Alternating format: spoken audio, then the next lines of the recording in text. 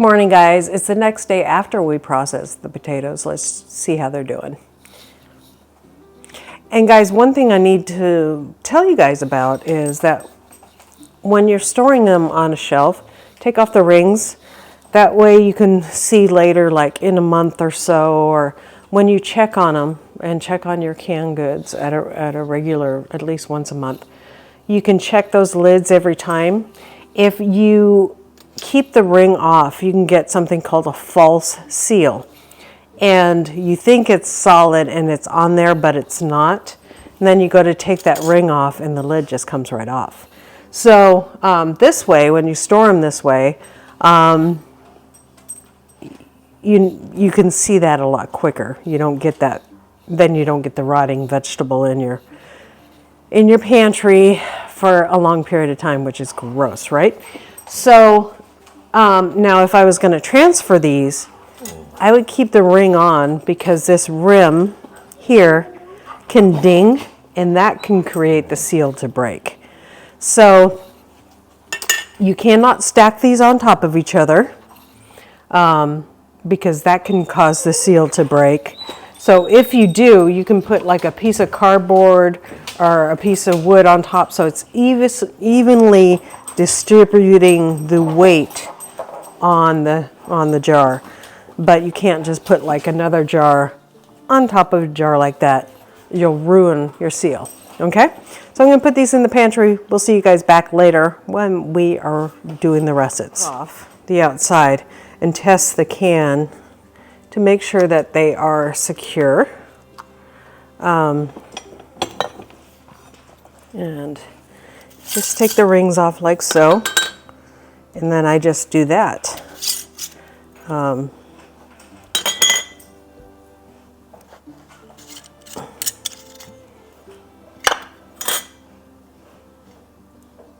Okay.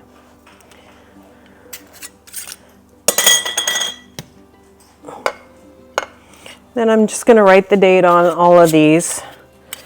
And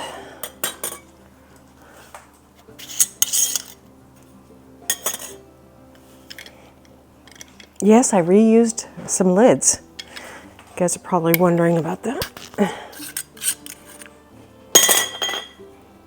Let's make sure that one's secure. Yep. And this one was on cowboy candy before. Yep, that's nice and secure. It's a brand new lid, it better be nice and secure. This one too.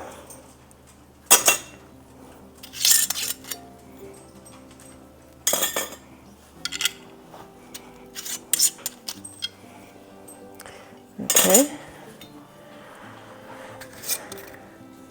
And the tattlers, nice and secure. So what I'm going to do next is I'm going to wipe these down with some hot soapy water.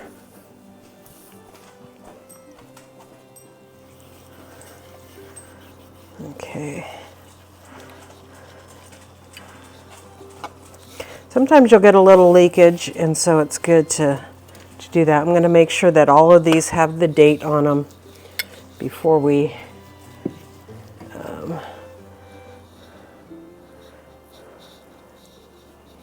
put them away.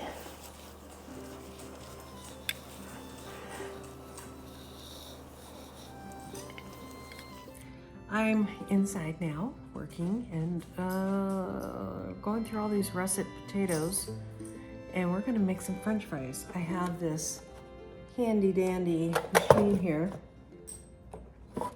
and it makes the perfect size French fry. So I'm putting these in cold water after they come out. Lock this thing in here, and let's make some French fries.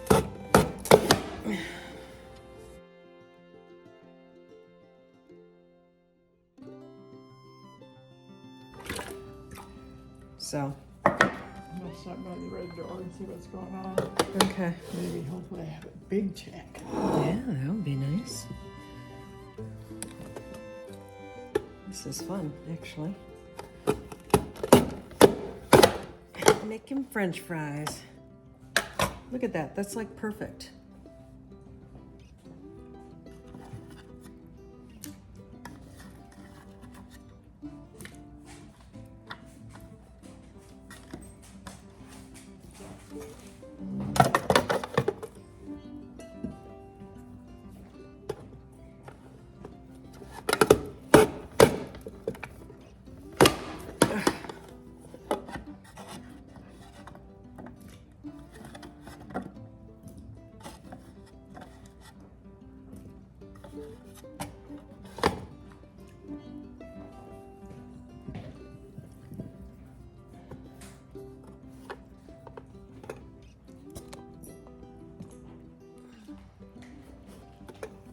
I'll be back. Okay, have fun.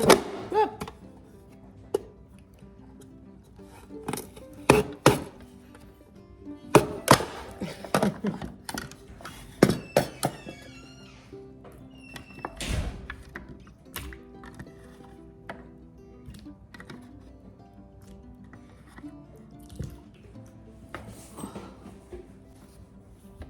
It's a little hard when their potatoes are on the bigger side, but I'm just gonna keep on doing this. I'll put you on fast mode.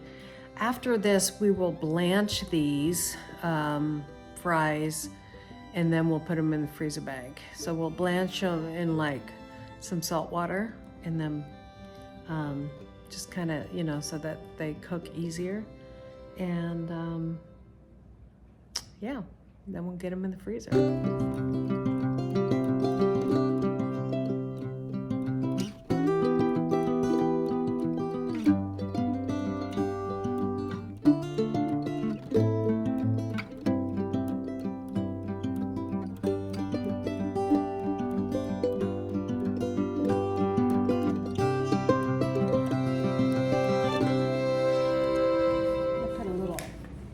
Salt in this water, so they're sitting in that, and then I'll also put salt in my water that I'm going to boil. There we go. A little salt in there.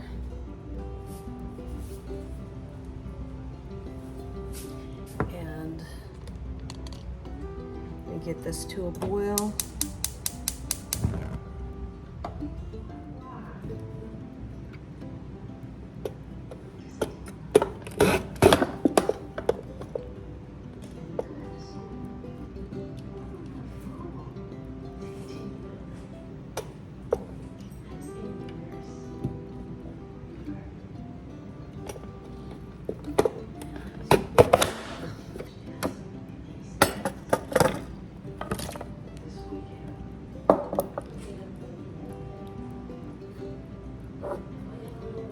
Guys, now I have my shredder blade on, and the rest of these I'm going to watch for little things like that, a little wormhole. But the rest of them I'm just going to shred to make one of the things that we like to eat, like French fries, of course, which I'm working on over here. So I'm getting this water to a boil, and then I will blanch these or cook them for about maybe 5 minutes. So they're partially cooked, and then we'll add them to the bags after we do that. We'll probably stop the cooking maybe in some ice water or something like that. And then we will put them in the freezer. But let's make some hash browns while that water's heating up.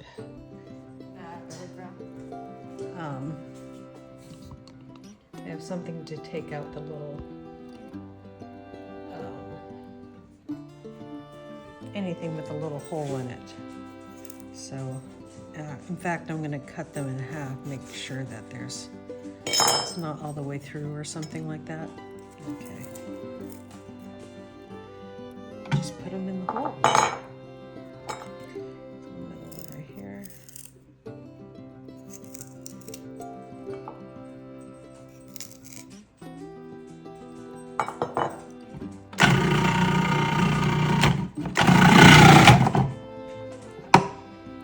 Okay, this one's good.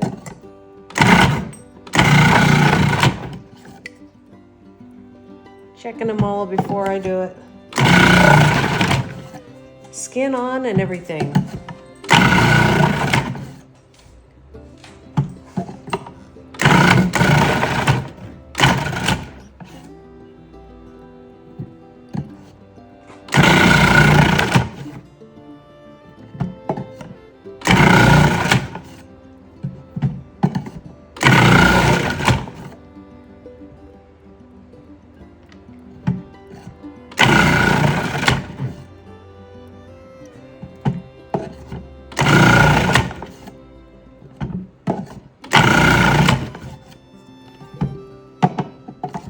You can do this even if you don't grow your home potatoes. Just get some organic potatoes.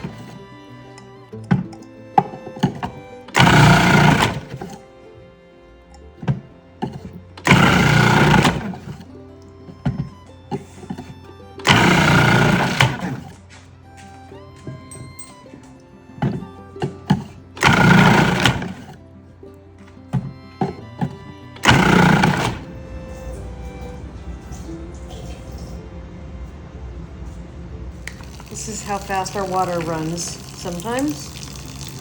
Just the way it is. Okay. Now.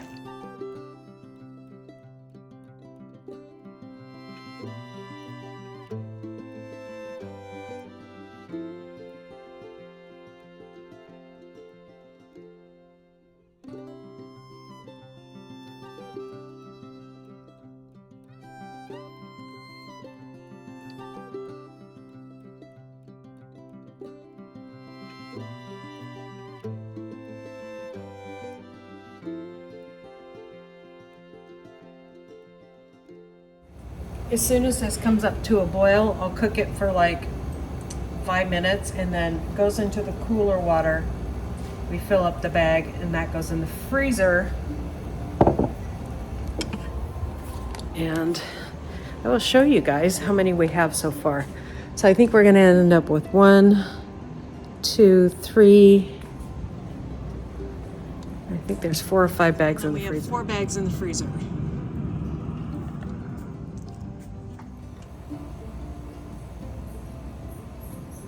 About ready to put a timer on in just a minute here. I want to get a good rolling boil on it.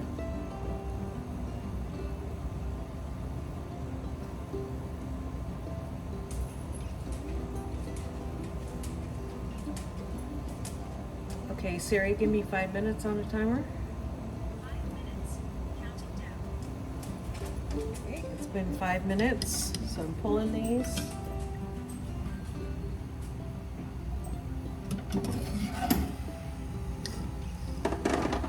Putting them in some cold water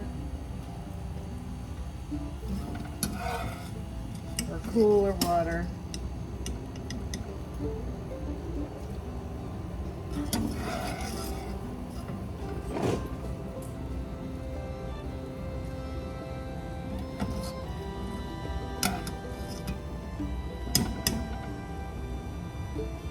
Okay, for our last batch. Going to be a small batch.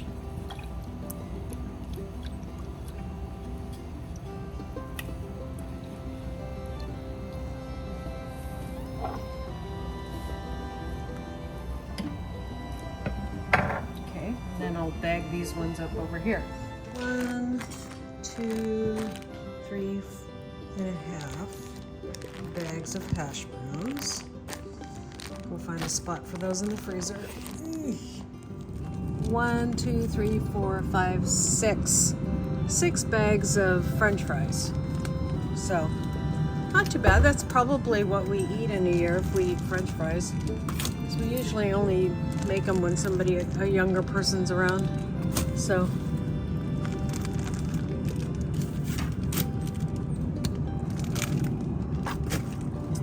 there we go. That is all our food processing for the weekend.